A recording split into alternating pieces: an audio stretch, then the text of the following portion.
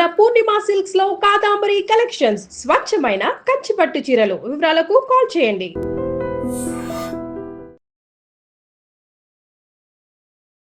నమస్తే రమగారు. నమస్తే జయ. రమగారు, మనం దేవకన్య సిరీస్ చేస్తా ఉన్నాం.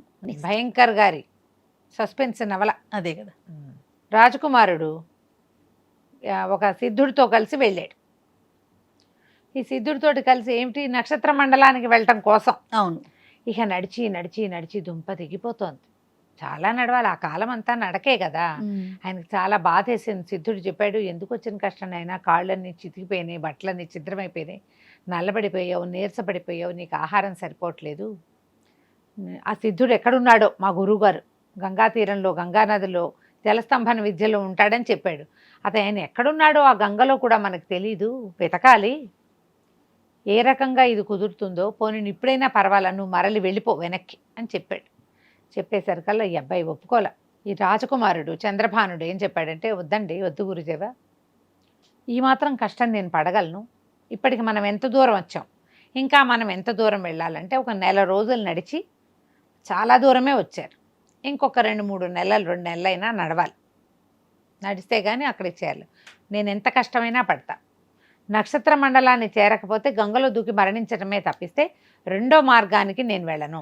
వెనక్కి వెళ్ళే ప్రసక్తే లేదు. ఏం పర్వాలేదు, నన్ను మీతో తీసుకెళ్ళండి, ఏ శ్రమ అయినా పర్వాలేదన్నాడు. వీళ్ళిద్దరూ కొంత మటుకు వెళ్ళిన తర్వాత ఏమైందంటే, ఒక పెద్ద కొండ కనపడింది. ఒక అడవిలో విశ్రాంతి తీసుకుంటున్నారు. ఎక్కడో చెట్ల కింద ఆగారనమాట. ఎంత ఎత్తుగా ఉందంటే ఇంచుమించుగా ఆకాశాన్ని అంటుతున్నట్టుగా ఉంది.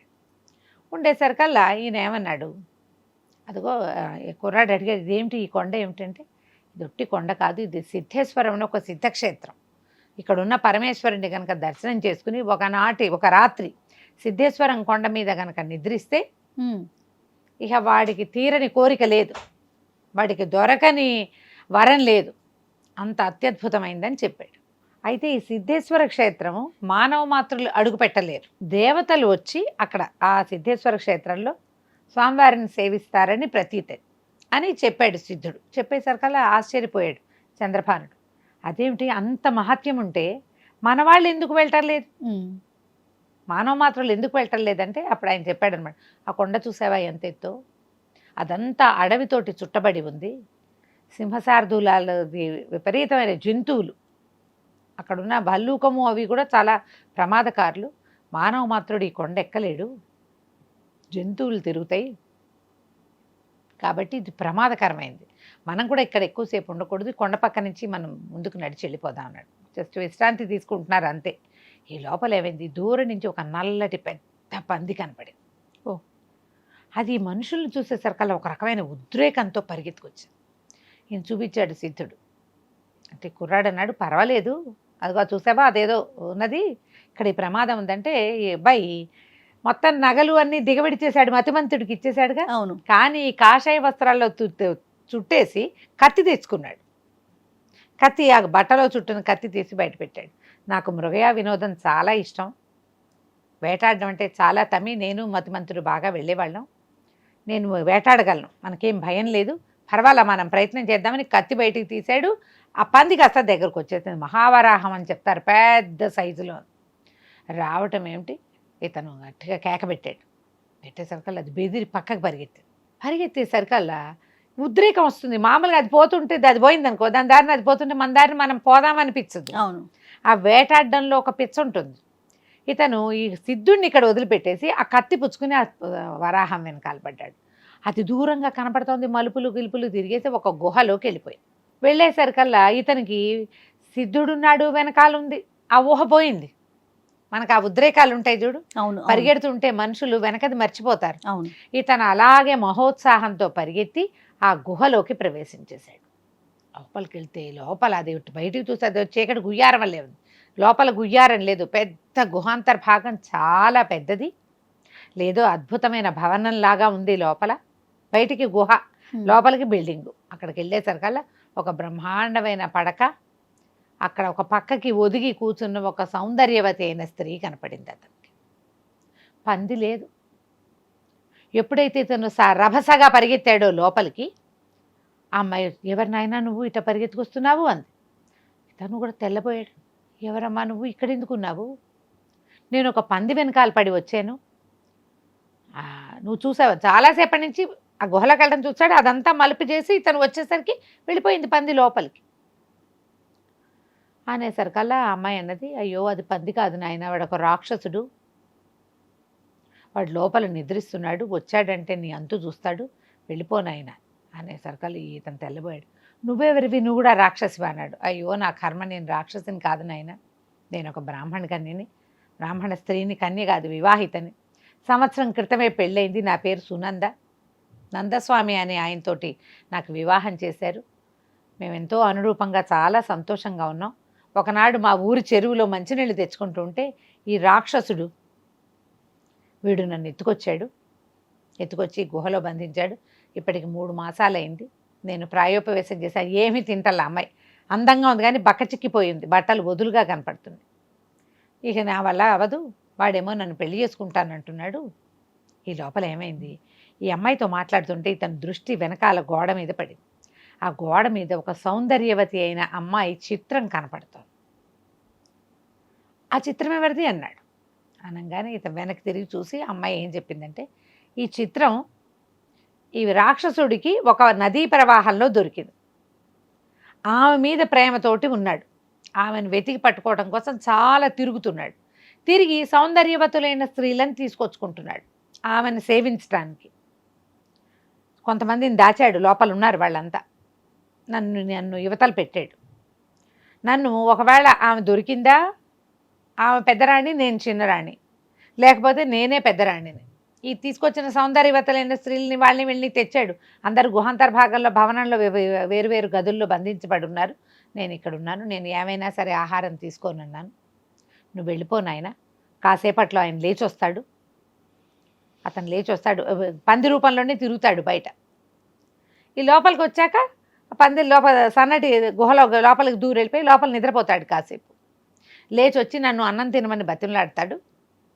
నేను చూశాడంటే చిన్న ప్రమాదం కాదు, శబ్దం అవుతోంది, నువ్వు ఆ మాట విను, నువ్వు వెళ్ళిపో అంటే ఇతను అన్నాడు, కాదమ్మా నువ్వు పతివ్రతలాగా కనపడుతున్నావు, నీకేదన్నా సహాయం చేస్తాను, నేను ఒక ప్రాంతపు రాజకుమారుణ్ణి, అంటే రాజునవుతాను. ఎవరైనా కష్టంలో ఇబ్బందిలో ఉంటే వాళ్ళని అలాగే వదిలిపెట్టి వెళ్ళిపోవటం మా లక్షణం కాదు, చేయకూడదు అట్లా. నేను ఇంత దూరం వచ్చా, ఒక బ్రాహ్మణ స్త్రీవి, నువ్వు ఒక రాక్షసుడి వాతపడి ఉంటే, అశోకవనంలో సీతాదేవిలాగా ఉంటే నిన్ను వదిలిపెట్టి ఎట్లా వెళ్తాను? నువ్వు ఒక పంచి ఎలాగో వస్తాడంటున్నావు కదా, నేను ఇక్కడే దాక్కుంటా. నువ్వు రాక్షసుడి ఆయువు పట్టేంటో కనుక్కో. సాధారణంగా ఈ రాక్షసులు ఒక దెబ్బతో వాటితో చావరు, ఏదో ఉంది మార్గం. వాడు కామరూపి, నిన్ను ఎత్తుకొచ్చాడు, ఎంతమందినో ఎత్తుకొచ్చాడు. నాకేమో పందిలాగా కనపడ్డాడు. వాడు ఇంక ఏమేం రూపాలు మార్చుకుంటున్నాడు, అసలు వాడెవడో మనకు తెలియదు కదా, నువ్వు కనుక్కో, నేను ఇక్కడే ఉంటాను. ఆ విషయం తెలుసుకుంటే నిన్ను ఏమైనా రక్షించగలనేమో చూస్తానమ్మా అని బతిమలాడాడు. సునంద ఒప్పుకుంది. సరే, నువ్వు తలుపు వెనకాల అల్మర్లాగా ఏవో కనపడుతున్నాయి, వీటి వెనకాల దాక్కుని ఉండమని చెప్పి సరే దాక్కుని నుంచున్నాడు చంద్రభానుడు. ఇంతలో పెద్ద పెద్ద శబ్దాలైనాయి. ఆ రాక్షసుడు లోపల నుంచి బయటకు వచ్చాడు. పెద్ద ఆకారం, చాలా పెద్ద పర్సనాలిటీగా ఉన్నాడు. పంది కాదు, రాక్షసుడు స్వరూపంలోనే ఉన్నాడు. వచ్చి అడిగాడు, సునంద ఇంకా ఎన్ని రోజులు ఇలా తిండి లేకుండా మాడతావు, శుభ్రంగా తిను. అందగత్తె దొరికిందా? దొరుకుతుంది, దొరకకపోతే నిన్నే రాణిని చేసుకుంటా, నా రాజ్యం నిదే, మనం పాతాళ లోకానికి వెళ్ళిపోదాం, పాతాళంలో సుఖంగా ఉందు కానీ అనేసరికల్లా ఏమైంది, ఏం సుఖంగా ఉంటావు, నువ్వు ఎక్కడికో వెళ్ళొస్తూ ఉంటావు, ఎక్కడైనా నువ్వు కనుక చచ్చిపోతే నా గతి ఏమిటి? పోనీ మా ఊళ్ళో ఉంటే నేను భర్త దగ్గర ఉండేదాన్ని, నీతో ఉండి నువ్వు బయటికి వెళ్ళి తిరిగి రాకపోతే నా పరిస్థితి ఏమిటి? ఇక్కడ పాతాళాన్ని తీసుకెళ్తావు, అక్కడ పెడతావు నన్ను, నువ్వు బయటికి ఎక్కడికో వెళ్ళొస్తావు, ఎక్కడైనా నువ్వు మరణిస్తే అంటే పక్క నవ్వాడు రాక్షసుడు. నా చావు అంత సులువుగా అవ్వదు, నేను శస్త్రానికి అస్త్రానికి లొంగను, నన్ను కొట్టినా నాకేం అవ్వదు, ఇంకో రకంగా నన్ను చంపలేరు, నా ప్రాణం నా అరిచేతిలో ఉన్న కంటిలో ఉంది అని చేయి చూపించాడు. చూపించేసరికి సునంద ఏం చేసింది, అలాగా అరిచేతిలో కన్నుందా, ఏది నాకు కనిపించట్లేదు, రా దగ్గరికి రా చూపించని ఆ చెయ్యి ఇట్లా దగ్గరికి తీసుకుని కరెక్ట్గా ఏం చేసింది, నొక్కలేదు, నొక్కితే పోదది, దానికి తగలాలి ఏదైనా. అది కరెక్ట్గా ఏం చేసిన చెయ్యి ఇట్లా ఓపెన్ చేయించి బాగా, ఈ చంద్రభానుడు నుంచున్నాడు కదా, అతను నుంచున్న దానికి ఎదురుకుండా ఒక అద్దం ఉంది, ఆ అద్దంలో కనపడేలాగా ఇట్లా చెయ్యి తెరిపించి చూపించి, ఎప్పుడైతే ఈ చెయ్యి ఇట్లా బలవంతంగా తెరవబడి చూపిస్తున్నాడో తను నవ్వుతున్నాడు రాక్షసుడు. నీకు ధైర్యం వచ్చిందా, ఓకేనా. ఇంతలో ఏం చేశాడు ఈ చంద్రభానుడు, కత్తిపుచ్చుకొచ్చాడుగా, ఒకటే వేటు అక్కడి నుంచి విసిరేశాడు కత్తి. ఈ గుడ్డులో దిగిపోయింది, కన్ను ఉంది కదా, కంటి గుడ్డులో దిగిపోయింది కత్తి. ఓహో. ఈ కత్తి ఇట్లా దిగేసరికి వాడు అరిచేయి మనలాగా ఇంతే ఉంటుందా, ఉండదు, పెద్ద అరిచేయి, విత్తరాకంత ఉంది ఆ చెయ్యి. అందులోకి కత్తి దిగటం ఏమిటి, పెద్దగా కేకలు పెడుతూ రాక్షసుడు కింద పడిపోయాడు. సునంద ఒక్క గంతులో మంచం వెనకాలకు వచ్చేసి చంద్రభానుడు లోపల నుంచి బయటకు వచ్చాడు. దాక్కుని ఉన్నాడు కదా, ఒక కేకలు పెట్టాడు రాక్షసుడు, రక్షించు నన్ను, నేను వెళ్ళిపోతాను, నేను పాతాళలోకవాసిని, నన్ను వదిలిపెట్టేసే, నేను నీ దగ్గర ఓడిపోయాను, నేను వీళ్ళెవరిని ఏం చేయను, ఈ కత్తి తీసి అనేసరికి వెనక్కి వెళ్ళిపోతావా అన్నాడు. వెనక్కి వెళ్ళిపోతాను, ఇక నేనేం చేయను, మాట ఇస్తున్నాను, కత్తి తీయకపోతే నేను భరించలేని ఈ బాధని, తీసేయమన్నాడు. అతను చేయి మీద కాలేసి నేల మీద పడిపోయాడుగా, కాలేసి కత్తి బయటికి లాగాడు. లాగంగానే రాక్షసుడు వీళ్ళు చూస్తుండగానే ఇట్లా భూమిలోకి వెళ్ళిపోయాడు. వీళ్ళే నుంచున్నారు.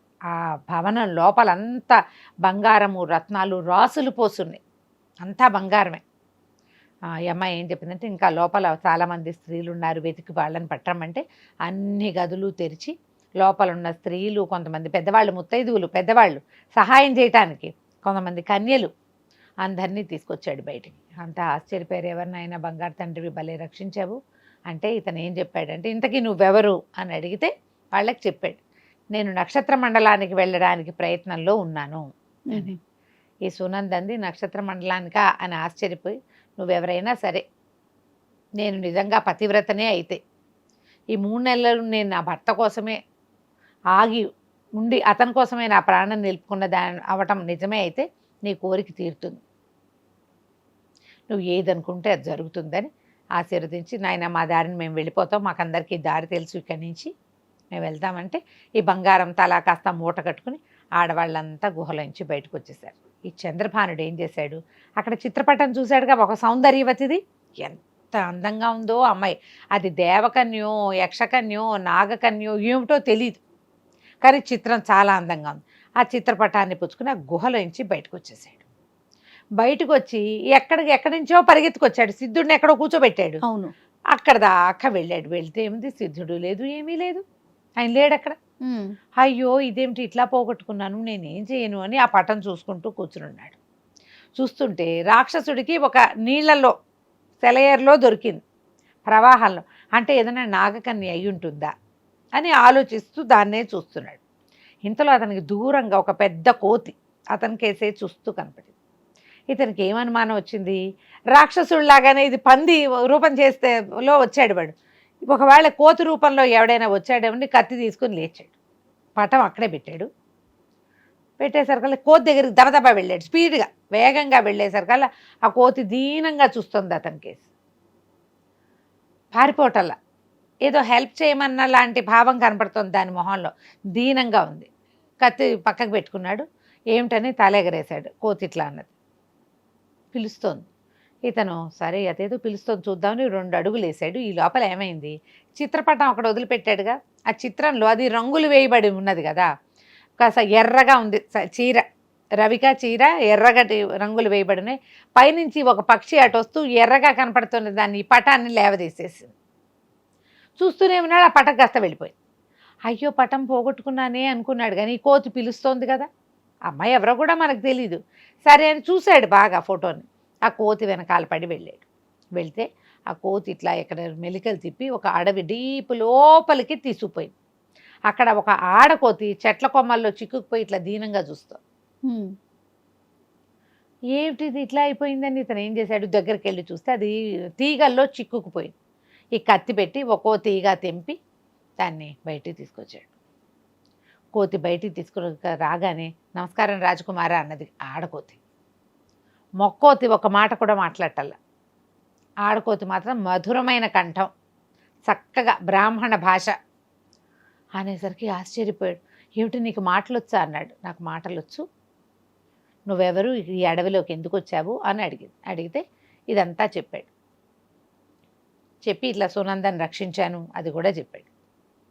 చెప్పాక ఆ కోత ఏమన్నది, నీకేం సహాయం కావాలి, నువ్వు ఎక్కడికి వెళ్తున్నావు అంటే, నేను నక్షత్ర మండలానికి బయలుదేరాను, కానీ సిద్ధుడు నాకు కనపడలేదు ఆ, అనేసరికి నక్షత్ర మండలానికి మేమెక్కడ తీసుకెళ్తాం, అదే కదా. మా వల్ల కాదు అన్నది. అన్నాక అతను ఏమన్నాడు, కాదు ఈ సిద్ధేశ్వరం ఈ కొండ చాలా అద్భుతమైన కొండ అని గురువుగారు చెప్పారు, పైన ఒక శివాలయం ఉన్నదట, అక్కడున్న పరమేశ్వరుడు చాలా అద్భుతమైన మహత్తు కలిగిన వాడని చెప్పారు, ఆ కొండ మీదకి వెళ్ళగలమా అన్నాడు. అనేసరికల్లా ఆడుకోతుంది, పర్వాలేదు దానికైతే నా భర్త నిన్ను మోసుకుని వెళ్ళగలడు అక్కడికి, ఆ మొక్కోతుందిగా అది బాగా బలంగా ఉంది, తీసుకెళ్ళిపోతాడు, నువ్వు అతని వీపు మీద కూర్చొని వెళ్ళిపో అని చెప్పేసరికల్లా ఇతను ఆశ్చర్యపోయాడు.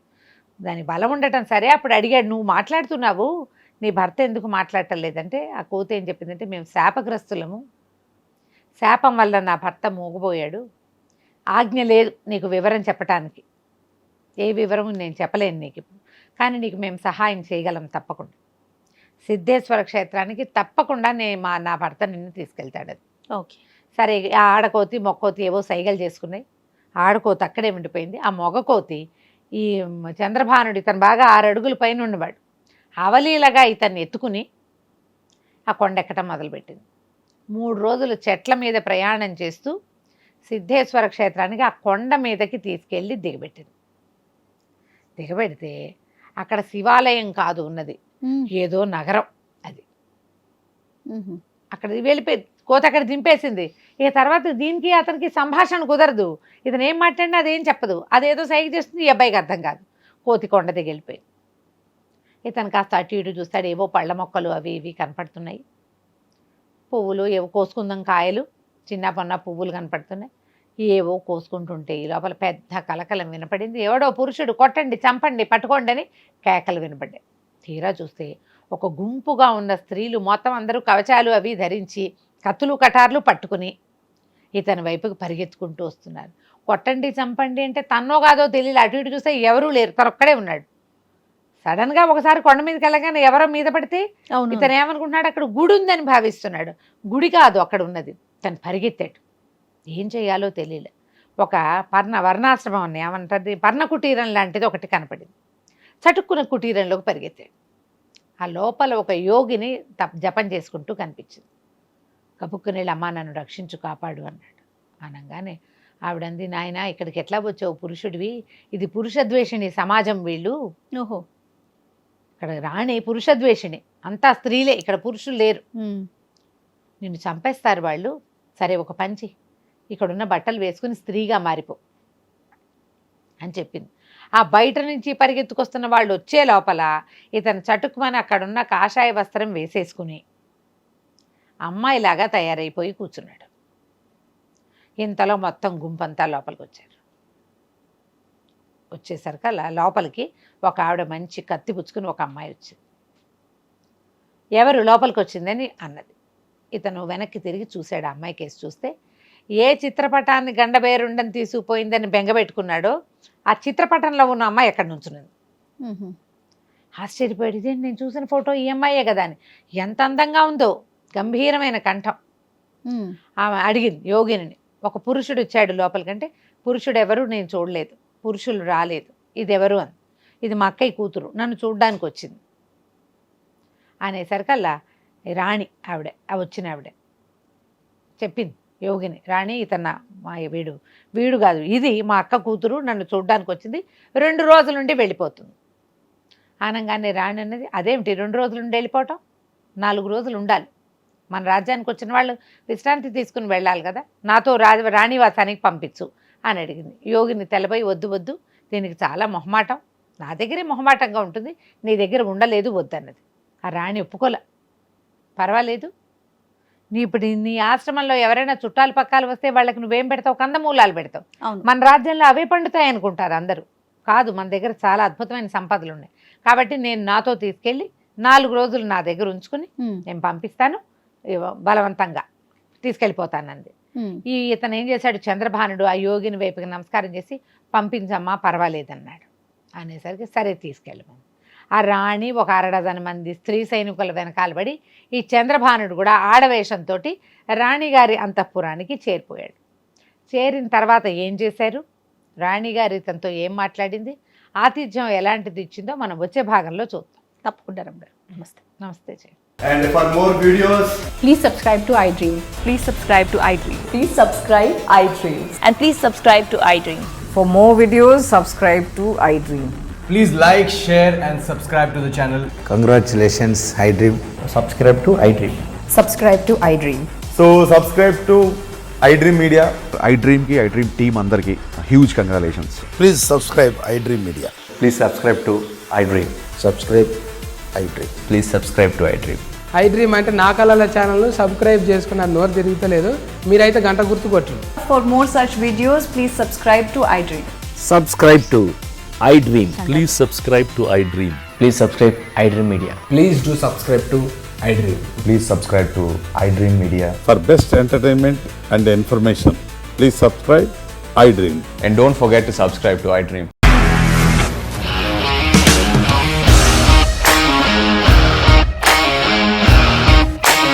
ఇండస్ట్రీలో కమిట్మెంట్ ఇష్యూస్ వస్తే నీకు కూడా వచ్చినట్టు మార్నింగ్ తీసుకెళ్ళాలంటే కొట్టి పడేస్తారు.